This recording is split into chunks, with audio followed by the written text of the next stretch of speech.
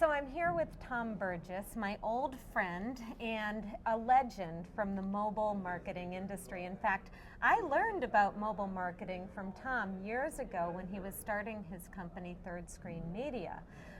Fast forward, Tom established, almost established the mobile marketing industry as one of the key people who made that happen.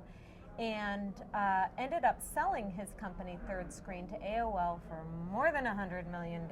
Very successful sale.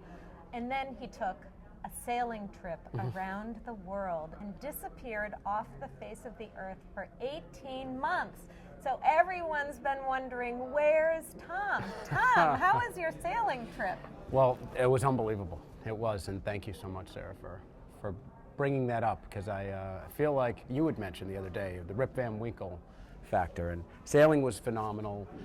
We left Newport, Rhode Island back in November of '07 and sailed straight through as a family, my wife, my two kids, and I. And your two kids are school age too. That's right. Yeah, so yeah. You we had homeschooled. To actually right. We educate homeschooled. them It was on great, this trip, which was probably the scariest part about it. I was more concerned that my kids were going to come back behind, dumb, because Dad was teaching them.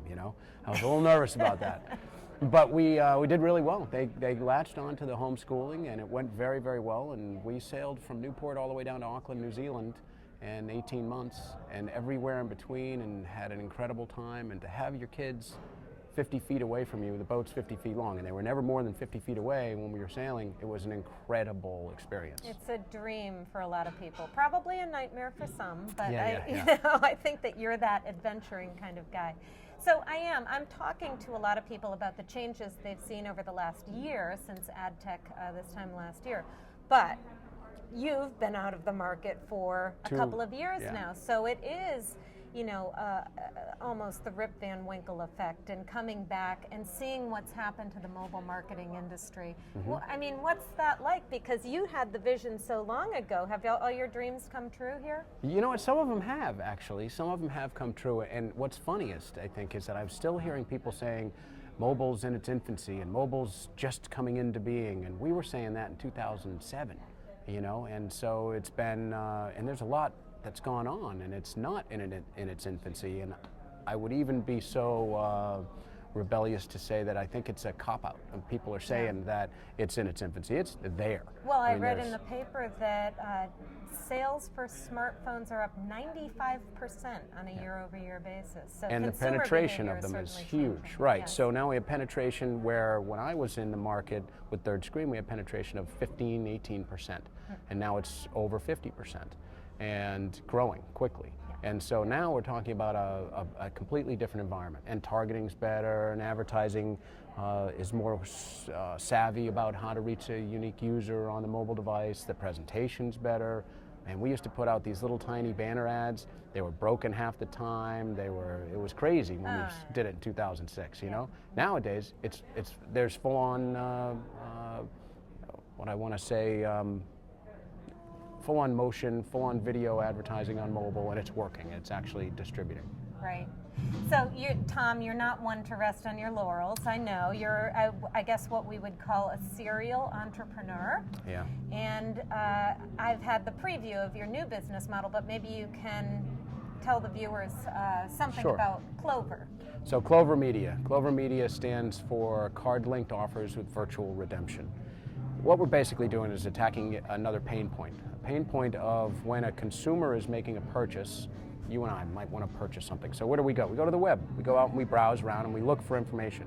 90% of those people who look on the web purchase at retail. They go in their foot traffic through brick and mortar. There's never been a good link that drags the user's experience online to retail. So what we have in card-linked offers is we're enabling ads online during the purchase consideration phase so that the user can actually accept an offer. So they might see an offer that says savings of $10 off of the item they want to buy. They can actually click on that, link that to the card, their credit card or debit card that's in their pocket, and then go to retail and use that and actually purchase the product with that credit card. And as they walk out the door, they'll know that they have a discount of that $10. That savings will appear on their credit card statement in the back end. no point of sale integration needed. And what about products that have rebates? Aren't you helping people get their rebates right then and there when they buy those products, and instead of having to mail in the form and get the form back in the mail? And there's two pieces to that. It's kind of interesting. One, it's much easier for the consumer. So you can, as a consumer, realize your discount, your rebate, your savings much quicker, much easier. The other piece, though, if you look over at the brand says, whoa, I don't want it all to happen so quickly.